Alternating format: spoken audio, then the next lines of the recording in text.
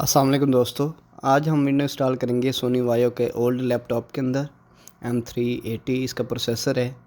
तो इसके अंदर विंडो 10 कैसे इंस्टॉल करेंगे, बूट सेटिंग भी आपको दिखाते हैं।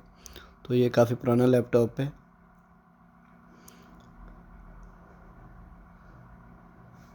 तो VPC ये जो है ये 46 वाला वर्जन है। तो F2 से सेटअप में चले जाना है आपने। और ये उसका प्रोसेसर आप देख सकते हैं, यहाँ पे जो है इसकी 4 GB रैम है। तो बूट सेटिंग में आपने चले जाना है। यहाँ पे आपने नेटवर्क बूट डिसेबल कर देना है और फर्स्ट बूट पे आपने एक्सटर्नल ड्राइव रख लेनी है, USB रख लेनी है आपने। फर्स्ट बूट पे एक्सटर्नल डिवाइस कर देनी है, हार्ड ड्राइव नहीं करनी। तो उसके बाद आपने एग्ज़िट करके सेव कर देना है।